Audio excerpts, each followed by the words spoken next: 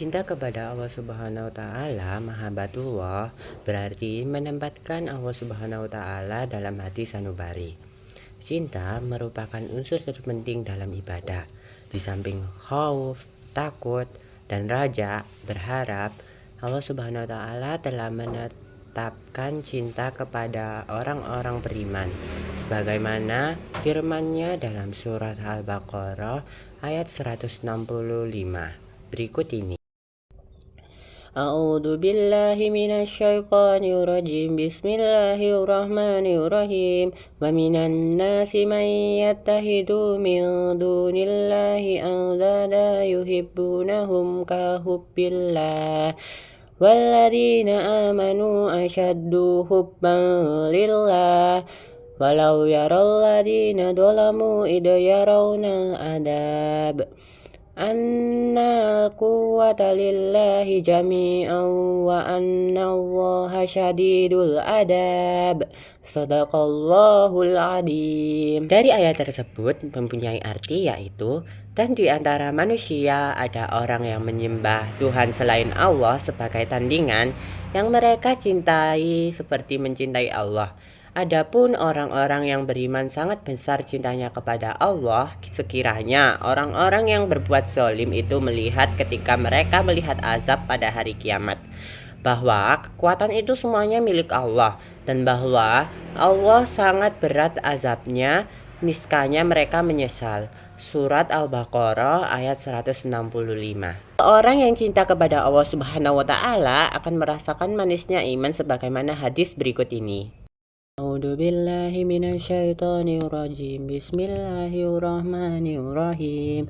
An-Nasi radhiyallahu anhu anin nabiyyi sallallahu alaihi wasallam qala thalathum ma kunna fihi wajada bihinna halawatal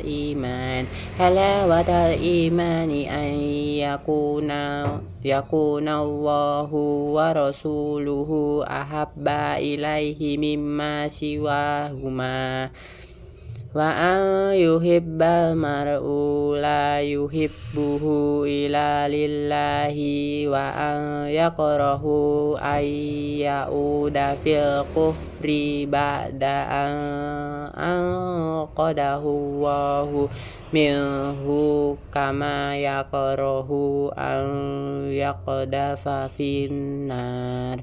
Shadaqallahul adzim. Dari ayat tersebut mempunyai arti yaitu dari Anas radhiyallahu an, dari Nabi Shallallahu alaihi wasallam, beliau bersabda, ada 3 hal di mana orang yang memilikinya akan merasakan manisnya iman, yaitu mencintai Allah dan Rasulnya melebihi segala-galanya, mencintai seseorang karena Allah dan enggan untuk kembali kafir setelah diselamatkan oleh Allah, enggannya kalau dilemparkan ke dalam api. Hadis riwayat Bukhari dan Muslim. Adapun tanda-tanda bahwa seseorang mencintai Allah Subhanahu wa Ta'ala yaitu 1. Mencintai Rasulullah Shallallahu alaihi wasallam, 2. Mencintai Al-Quran, 3. Menjauhi perbuatan dosa, 4. Mendahulukan perkara yang dicintai oleh Allah Subhanahu wa Ta'ala, 5. Tak gentar menghadapi hinaan. Cara untuk meningkatkan rasa cintanya kepada Allah Subhanahu wa Ta'ala yaitu 1. Memahami besarnya cinta Allah Subhanahu wa Ta'ala kepada hambanya, dan 2. Senantiasa membersihkan hati, dan yang ketiga mempelajari ilmu agama secara mendalam. Rasa takut merupakan sifat orang bertakwa, sekaligus merupakan bukti iman kepada Allah Subhanahu wa Ta'ala, serta merupakan perintah Allah Subhanahu wa Ta'ala dalam surat Al-Hajj ayat 1-2 berikut ini. A'udzu billahi minasyaitonir rajim. Bismillahirrahmanirrahim. Ya ayyuhan nasu taqu rabbakum inna zalzalatas saati syai'un 'adzim. Yauma tarawnaha tadhalu kullu murdi'atin amma arda'at wa tada'u kullu mudati hamlin hamlaha wa taron nasa syukara wa ma hum bisyukara walakinna adaballahi syadid. Shadaqallahul adzim. Di ayat tersebut mempunyai arti yaitu, wahai manusia, bertakwalah kepada Tuhanmu. Sungguh guncangan hari kiamat itu adalah suatu kejadian yang sangat besar. Ingatlah, pada hari ketika kamu melihatnya, goncangan itu, semua perempuan yang menyusui anaknya akan lalai terhadap anak yang disusuinya. Dan setiap perempuan yang hamil akan keguguran kandungannya, dan kamu melihat manusia dalam keadaan mabuk, padahal sebenarnya mereka tidak mabuk. Tetapi azab Allah itu sangat keras. Surat Al-Hajj ayat 1-2. Ada beberapa istilah yang perlu dihafalkan, yaitu 1. Al-khawfu, artinya rasa takut, sedih, dan gelisah ketika terjadi sesuatu yang tidak disenangi. Dan yang kedua, al-husnu, adalah rasa sedih dan gelisah yang disebabkan oleh hilangnya sesuatu yang bermanfaat atau mendapatkan musibah. Dan yang ketiga, ar-rahbu, merupakan padanan kata sinonim dari kata al-khawfu. Dan yang keempat, al-khosyatu, adalah rasa takut yang diiringi dengan pengagungan atas sesuatu yang ditakuti tersebut. Secara etimologis berarti khawatir, takut, atau tidak merasa aman, dan tertuang dalam surah As-Sajj ayat 16 berikut ini. A'udzubillahi minasyaitonirrajim. Bismillahirrahmanirrahim. Tatajafa junubuhum anil madaji'i yad'una rabbahum khaufan wa tama'an wa mimma razaqnahum yunfiqun. Shadaqallahul adzim. Dari ayat tersebut memiliki arti yaitu lambung mereka jauh dari tempat tidurnya. Mereka berdoa kepada Tuhannya dengan rasa takut dan penuh harap, dan mereka menginfakkan sebagian dari rezeki yang kami berikan kepada mereka. Takut kepada Allah Subhanahu wa Ta'ala merupakan bukti seorang hamba mengenalnya. Hal ini sesuai dengan hadis Rasulullah SAW berikut ini. Billahi minasyaitonirrajim. Bismillahirrahmanirrahim. Ansi radhiyallahu anhu qala khataba Rasulullah sallallahu alaihi wasallam khutbatan ma sami'tu mithlaha qattu faqala law ta'lamuna ma a'lamu la dahiktum qalilan wa la bakaitum katsiran faqatta ashabu Rasulillahi sallallahu alaihi wasallam wujuhahum walahum khaniyan. Shadaqallahul adzim. Dari ayat tersebut mempunyai arti yaitu dari Anas radhiyallahu an berkata, Rasulullah Shallallahu alaihi wasallam pernah berkhutbah yang luar biasa di mana saya belum pernah mendengar khutbah seperti itu. Yang mana beliau bersabda, seandainya kamu sekalian mengetahui apa yang aku ketahui, niscaya kamu sekalian akan sedikit sekali tertawa dan pasti akan banyak menangis. Kemudian para sahabat Rasulullah Shallallahu alaihi wasallam menutup mukanya sambil terisak-isak menangis. Hadis riwayat Bukhari dan Muslim. Tanda-tanda seseorang takut kepada Allah Subhanahu wa Ta'ala menurut Abu Laits As-Samarqandi yaitu 1. Tampak dari ketaatannya kepada Allah Subhanahu wa Ta'ala, dan yang kedua, menjaga lisan dari perkataan dusta, dan yang ketiga, menghindari iri dan dengki, dan yang keempat, menjaga pandangan dari kemaksiatan, dan yang kelima, menjauhi makanan haram, dan yang keenam, menjaga kaki dan kedua tangan dari sesuatu yang haram.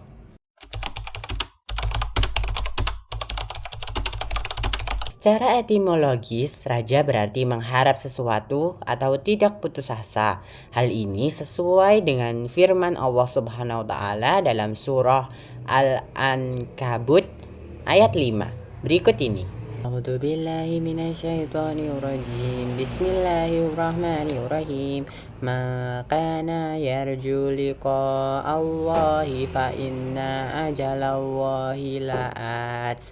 Wa huwa sami'ul alim. Shadaqallahul adzim. Dari ayat tersebut mempunyai arti yaitu barang siapa mengharap pertemuan dengan Allah, maka sesungguhnya waktu yang dijanjikan Allah pasti datang.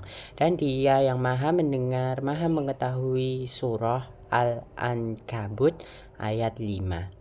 Sifat roja ini harus disertai optimis, perasaan gembira, sikap percaya dan yakin akan kebaikan Allah Subhanahu wa taala. Lebih dari sifat itu, roja harus dibarengi dengan amal-amal soleh untuk meraih kebahagiaan di akhirat. Kebalikan dari sifat roja adalah putus asa dari rahmat Allah Subhanahu wa taala. Seseorang yang putus asa atas rahmat Allah Subhanahu wa taala dikategorikan sebagai orang sesat sebagaimana firman Allah Subhanahu wa taala dalam surah Al-Hijr ayat 55 sampai 56 berikut ini. A'udzu billahi minasyaitonir rajim. Bismillahirrahmanirrahim. Qalu basyarnaka bil haqqi fala takum minal qanitin. Qala wa man yaqnatu min rahmati rabbihi ilad dallun. Shadaqallahul adzim. Dari ayat tersebut mempunyai arti yaitu mereka menjawab, kami menyampaikan kabar gembira kepadamu dengan benar. Maka janganlah engkau termasuk orang yang berputus asa. Dia, Ibrahim berkata, tidak ada yang berputus asa dari rahmat Tuhannya kecuali orang yang sesat. Surah Al-Hijr ayat 55 sampai 56. Cara untuk menumbuhkan sifat roja yaitu 1. Muhasabah atas nikmat-nikmat Allah Subhanahu wa taala. Dan yang kedua, mempelajari dan memahami Al-Qur'an, dan yang ketiga, meyakini kesempurnaan karunia Allah Subhanahu wa taala. Adapun manfaat dari sifat roja yaitu 1. Semangat dalam ketaatan kepada Allah Subhanahu wa taala. 2. Tenang dalam menghadapi kesulitan, dan yang ketiga, merasa nikmat dalam beribadah kepada Allah Subhanahu wa taala, dan yang keempat, menumbuhkan sifat optimis.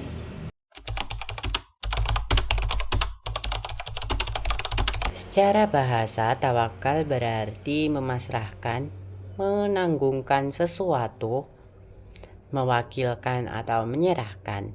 Secara istilah, tawakal artinya menyerahkan segala permasalahan kepada Allah Subhanahu wa taala setelah melakukan usaha sekuat tenaga. Seseorang yang bertawakal adalah seseorang yang mewakilkan atau menyerahkan hasil usahanya kepada Allah Subhanahu wa taala. Rasulullah Shallallahu alaihi wasallam menganjurkan umatnya untuk selalu menerapkan sikap tawakal dalam kehidupan sehari-hari. Hal ini tertuang dalam firman Allah Subhanahu wa taala dalam surah Ar-Ra'd ayat 30 berikut ini. A'udzu billahi minasyaitonir rajim. Bismillahirrahmanirrahim. Kadzalika arsalnaka fi ummatin qad khalat min qabliha umamul litatlu alaihimul ladzi auhayna ilaika wahum yakfuruna birrahman. Qul huwa rabbi la ilaha illahu alaihi tawakkaltu wa ilaihi matab. Shadaqallahul adzim. Dari surat tersebut memiliki arti yaitu, demikianlah kami telah mengutus engkau Muhammad kepada suatu umat yang sungguh sebelumnya telah berlalu beberapa umat, agar engkau bacakan kepada mereka Al-Qur'an yang kami wahyukan kepadamu, padahal mereka ingkar kepada Tuhan yang Maha Pengasih. Katakanlah, Dia Tuhanku, tidak ada Tuhan selain Dia. Hanya kepadanya aku bertawakal dan hanya kepadanya aku bertobat. Surah Ar-Ra'd ayat 30. Namun perlu diingat, tawakal bukan berarti pasrah begitu saja ya, tanpa berusaha ya. Tetap kita harus ikhtiar dulu baru tawakal. Dikisahkan ada sahabat Nabi Shallallahu alaihi wasallam datang menemui beliau tanpa terlebih dahulu mengikat untanya. Saat ditanya, sahabat tersebut menjawab, aku tawakal kepada Allah Subhanahu wa taala. Kemudian Nabi Shallallahu Alaihi Wasallam meluruskan kesalahan dalam memahami makna tawakal tersebut dengan bersabda, ikatlah terlebih dahulu untamu, kemudian setelah itu bertawakallah kepada Allah Subhanahu wa Ta'ala. Nah, adapun manfaat dari tawakal yaitu satu, tercukupinya semua keperluan, dan yang kedua, mudah untuk bangkit dari keterpurukan, dan yang ketiga, tidak bisa dikuasai oleh setan, dan yang keempat, memperoleh nikmat yang tiada henti, dan yang kelima, menghargai hasil usaha.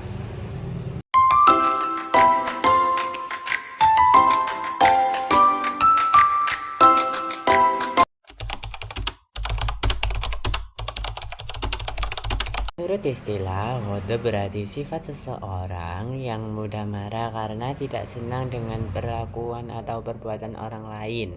Temperamental atau sifat mudah marah dalam bahasa Arab berasal dari kata ghadab, dari kata dasar ghadibah, yaghdibu, ghadaban, ghadab. Sering dikiaskan seperti nyala api yang terpendam di dalam hati, sehingga orang yang sedang dalam keadaan marah wajahnya akan memerah seperti api menyala. Tentu saja, sebagai seorang muslim kita harus menghindari sifat ini karena tidak akan menyelesaikan masalah. Yang ada justru menambah masalah baru.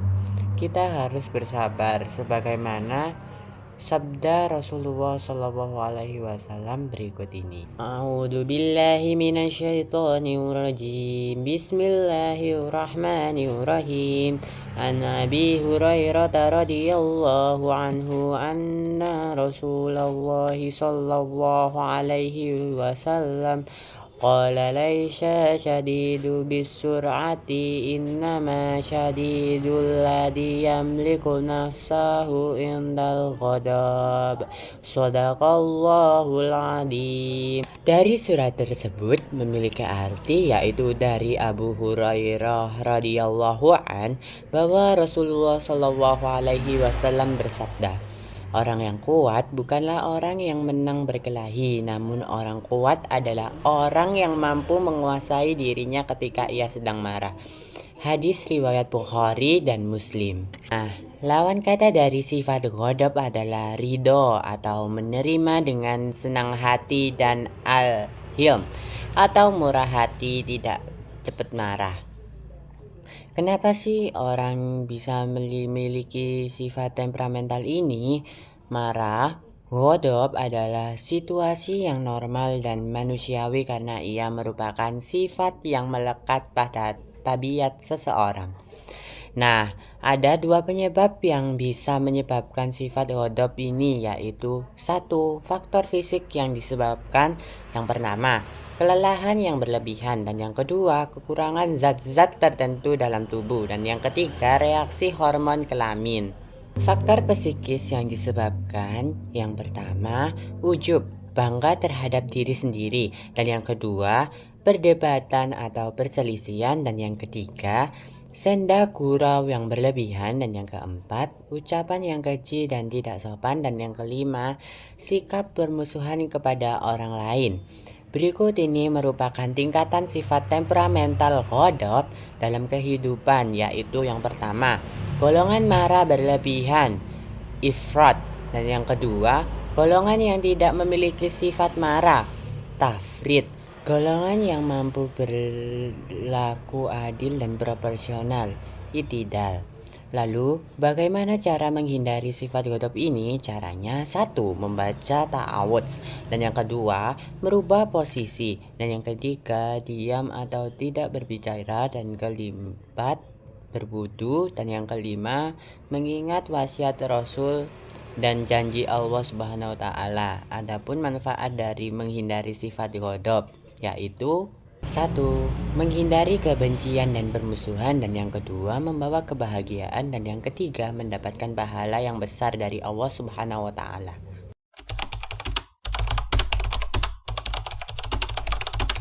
Kontrol diri dalam Islam disebut dengan mujahadah an-nafs. Secara bahasa, mujahadah an-nafs terdiri dari dua kata, yaitu mujahadah yang berarti bersungguh-sungguh dan an-nafs yang berarti jiwa, nafsu atau diri. Sehingga pengertian dari mujahadah an-nafs atau kontrol diri adalah upaya sungguh-sungguh untuk mengendalikan atau menahan nafsu yang melanggar hukum-hukum Allah Subhanahu wa Ta'ala. Lawan kata dari mujahadah an-nafs adalah ittiba'ul hawa atau mengikuti hawa nafsu.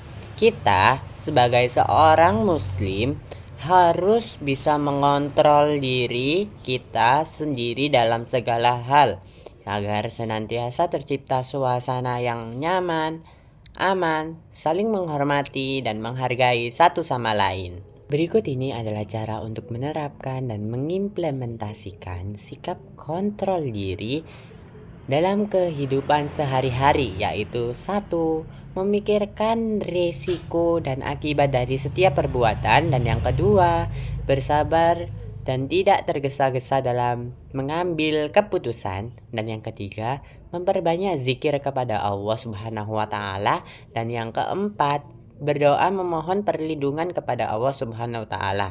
Kenapa sih kontrol diri itu sangat penting? Berikut ini alasannya. Yang pertama, menjaga kehormatan diri, dan yang kedua, terhindar dari perilaku yang dapat merugikan orang lain, dan yang ketiga, menyelesaikan segala persoalan dengan pikiran yang jernih, dan yang keempat, menjadi inspirasi dan teladan bagi orang lain. Nah, contoh perilaku kontrol diri adalah 1. Mengembangkan pola hidup sederhana, dan yang kedua, tidak menciptakan keributan dan pertengkaran, dan yang ketiga, patuh pada nasihat dan perintah orang tua, dan yang keempat, menghargai perbedaan, toleran, serta menghormati orang lain, dan yang kelima, patuh dan tunduk pada norma dan aturan yang berlaku di masyarakat. Hikmah dari sikap kontrol diri adalah 1. Mampu menahan emosi dengan baik. 2. Terhindar dari sikap rakus, serakah, dan tamak. Dan yang ketiga, terhindar dari kesalahpahaman yang tidak perlu. Dan yang keempat, sadar dalam menghadapi musibah dan cobaan dari Allah Subhanahu wa Ta'ala. Dan yang kelima, mampu bergaul dan bersosialisasi dengan baik di masyarakat.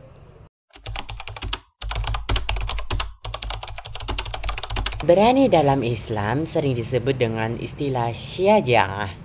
Menurut bahasa, syaja'ah berarti berani atau gagah. Sedangkan arti syaja'ah menurut istilah adalah keteguhan hati, kekuatan pendirian untuk membela kebenaran dengan cara yang kesatria dan terpuji. Lawan kata dari syaja'ah adalah jubun ang. Artinya penakut, yaitu sifat yang cenderung lemah dan pengecut. Sedangkan apabila keberanian yang bersifat berlebihan dan cenderung keras kepala, keras hati, dan membabi buta, maka disebut tahawur, yang artinya nekat. Orang yang disebut dengan pemberani adalah orang yang tidak takut menghadapi apapun demi membela kebenaran dan siap menerima resiko apa saja, serta senantiasa takut untuk berbuat kesalahan. Kita harus berani dalam membela kebenaran sesuai dengan sabda Rasulullah SAW berikut ini. A'udzu billahi minasyaitonir rajim. Bismillahirrahmanirrahim. Anil muhirati bani su'bata anin nabiyyi sallallahu alaihi wasallam qala la yazallu ta'ifatum min ummati dahirina ya'tiyahum amrullahi wa hum dahirun. Shadaqallahul adzim.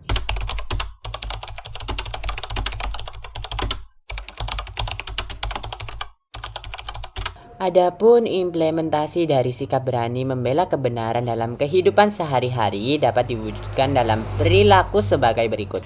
1. Berani menghadapi musuh di medan pertempuran, jihad fi sabilillah. 2. Berani mengatakan kebenaran. Dan yang ketiga, berani menyimpan dan menjaga rahasia. Dan yang keempat, memiliki daya tahan tubuh yang kuat. Dan yang kelima, mampu mengendalikan hawa nafsu, dan yang keenam, berani mengakui kesalahan, dan yang ketujuh, berani objektif menilai diri sendiri. Ada faktor-faktor yang membentuk sikap syaja'ah pada diri seorang muslim, yaitu 1. Takut kepada Allah Subhanahu wa Ta'ala, dan yang kedua, mencintai kehidupan akhirat, dan yang ketiga, tidak takut menghadapi kematian, dan yang keempat, tidak ragu-ragu dengan kebenaran, dan yang kelima, tidak materialistis, dan yang keenam, berserah diri dan yakin akan pertolongan Allah Subhanahu wa Ta'ala, dan yang ketujuh, kristalisasi pendidikan karakter dari keluarga, masyarakat, dan sekolah.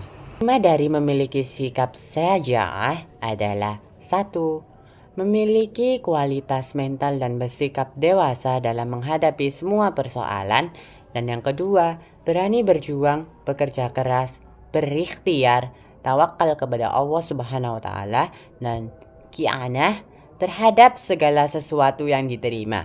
Dan yang ketiga, negara kita akan menjadi negara yang kuat, maju, dan terhindar dari tindakan-tindakan yang melanggar hukum dan norma agama.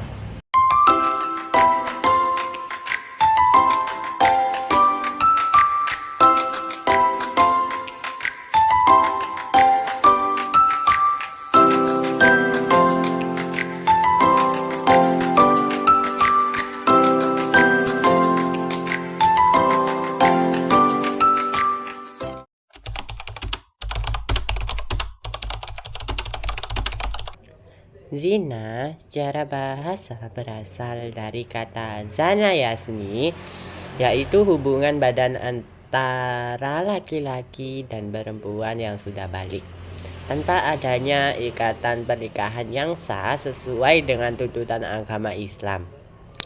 Zina secara harfiah berarti fahisha, yaitu perbuatan keji, dan zina secara istilah adalah hubungan selayaknya suami istri yang dilakukan oleh seorang perempuan dan laki-laki yang tidak terikat dalam hubungan pernikahan, baik itu dilakukan oleh salah satu atau keduanya yang sudah menikah ataupun belum menikah sama sekali.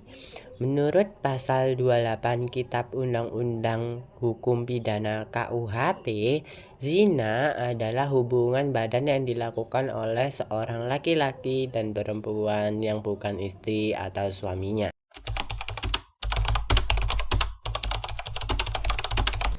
Hukum perbuatan zina adalah haram, sebagaimana ditegaskan dalam surat Al-Isra ayat 32. A'udzu billahi minasyaitonir rajim. Bismillahirrahmanirrahim. Wala taqrabuz zina innahu kana fahisha wa sa'a sabila. Dan mempunyai arti yaitu, dan janganlah kamu mendekati zina.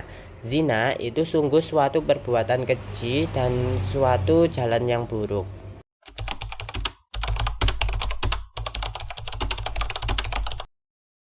Sebelum kita mempelajari hukuman bagi pelaku perbuatan zina, alangkah baiknya kita memahami unsur-unsur perbuatan zina menurut Islam, yaitu 1. Perzinaan dilakukan di luar hubungan perkawinan yang sah dan disengaja. 2. Pelakunya adalah mu'alaf.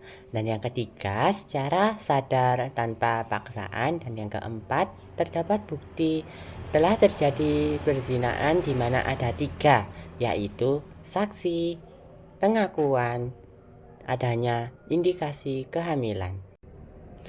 Dalam Islam, hukuman bagi pelaku perbuatan zina terbagi menjadi 2 macam, yaitu 1. Hukuman untuk perbuatan zina muhson, dan yang kedua, hukuman untuk perbuatan zina ghairu muhson. Zina muhson adalah zina yang dilakukan oleh orang yang sudah berkeluarga, sedangkan zina ghairu muhson adalah zina yang dilakukan oleh orang yang belum berkeluarga. Hukuman untuk pelaku zina muhson adalah 1. Hukuman dera atau dicambuk sebanyak 100 kali. Dan yang kedua, hukuman rajam yaitu hukuman mati dengan cara dilempari batu atau sejenisnya. Hukuman untuk pelaku zina ghairu muhsan yang pertama yaitu apabila pelaku zina ghairu muhsan adalah gadis dan bajaka, maka hukumannya adalah dera atau cambuk 100 kali dan diasingkan dari wilayah tempat tinggalnya. Dan yang kedua, apabila pelaku zina ghairu muhsan adalah janda dan duda, maka hukumannya adalah dera 100 kali dan hukuman rajam hingga meninggal dunia. Dalam pasal 28 KUHP, pelaku perbuatan zina dapat diancam dengan hukuman 9 bulan penjara.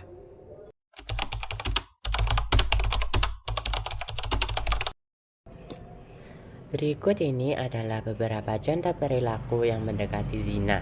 1. Menjalin pergaulan bebas. Dan yang kedua, mendatangi tempat-tempat yang dapat mengandung nafsu syahwat. Dan yang ketiga, berhayal dan berimajinasi tentang aurat lawan jenis.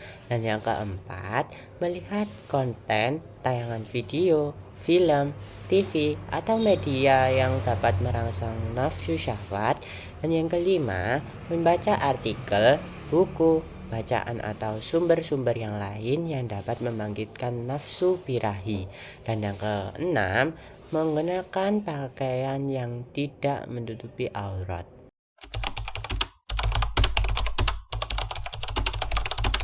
Menurut Sayyid Qutb, ada beberapa keburukan perbuatan zina, yaitu 1. Penempatan asal muasal kehidupan sel sperma dan sel telur bukan pada tempat yang sah. Dan yang kedua, berpotensi untuk terjadinya tindak kejahatan berikutnya.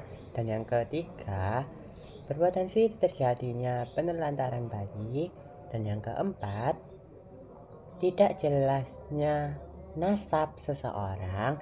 Dan yang kelima, keluarga dari pelaku perbuatan perzinaan menjadi rapuh. Menurut Imam Sayuti dalam kitab Al-Jami Al-Kabir, ada dampak negatif yang ditanggung di dunia dan di akhirat dari perbuatan zina ini. Dampak yang ditanggung di dunia: 1. Menghilangkan kewibawaan. 2. Menyebabkan kefakiran. 3. Memperpendek umur. Dampak yang akan ditanggung di akhirat: 1. Mendapatkan murka Allah Subhanahu wa Ta'ala. Dan yang kedua, mendapat hisab yang buruk. Dan yang ketiga, mendapat siksa yang pedih. Akibat dari perbuatan zina: 1. Dilaknat oleh Allah Subhanahu wa Ta'ala dan Rasulnya. Dan yang kedua, dijauhi atau dikucilkan oleh masyarakat di sekitarnya. Dan yang ketiga, garis keturunan atau nasab menjadi tidak jelas. Dan yang keempat, anak hasil perbuatan zina tidak dapat dinasabkan kepada garis keturunan ayah biologisnya. Dan yang kelima, anak hasil perbuatan zina tidak dapat menuntut warisan dari ayahnya. Dan yang keenam, apabila anak hasil perbuatan zina berjenis perempuan, maka akan mendatangkan persoalan perwalian pada saat pernikahannya.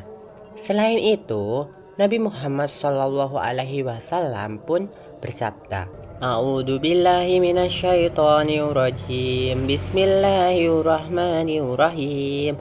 An Abi Hurairah radhiyallahu anhu an-nabi sallallahu alaihi wasallam qala idza zana abdu kharaja minhu imanu fakana fauqa ra'sihi kadzulati faida kharaja minhu dzalikal amali ada ilaihil iman.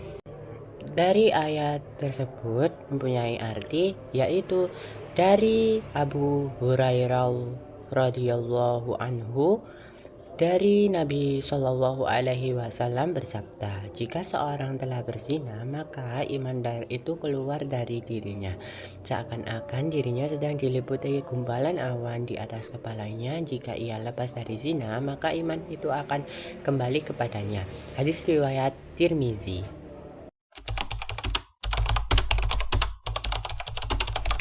Pergaulan bebas adalah interaksi individu atau kelompok yang bertentangan dengan norma yang berlaku di masyarakat sehingga menyebabkan rusaknya citra pribadi ataupun lingkungan di mana peristiwa itu terjadi.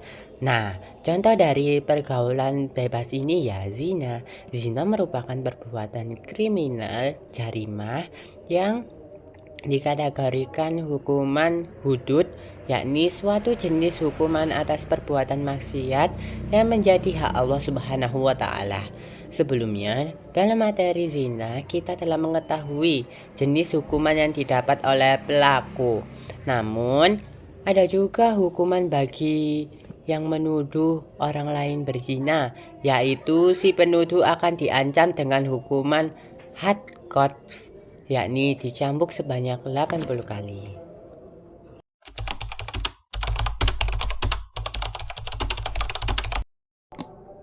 Larangan untuk melakukan pergaulan bebas terdapat dalam surat An-Nur ayat 2, yaitu A'udzu billahi minasyaitonir rajim. Bismillahirrahmanirrahim. Az-zani wa tuwaz-zani fajlidu kulla wahidin minhuma mi'ata jaldah.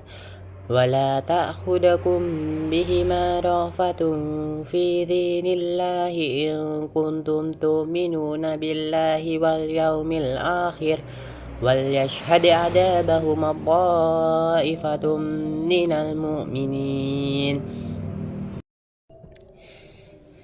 Yang mempunyai arti yaitu perempuan yang berzina dan laki-laki yang berzina, maka deralah tiap-tiap seorang dari keduanya 100 tali derah. Dan janganlah belas kasihan kepada keduanya mencegah kamu untuk menjalankan agama Allah.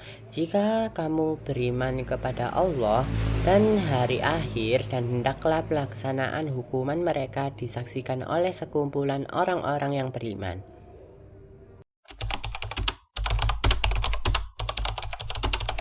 Berikut ini adalah beberapa perilaku yang dapat menghindari zina dan pergaulan bebas. 1. Menjaga pergaulan yang sehat dan beretika. Dan yang kedua, menutup dan menjaga aurat.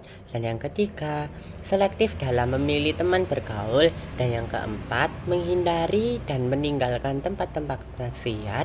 Dan yang kelima, memanfaatkan waktu luang dengan melakukan kegiatan positif. Dan yang keenam, mendekatkan diri dan memperbanyak zikir kepada Allah Subhanahu wa Ta'ala.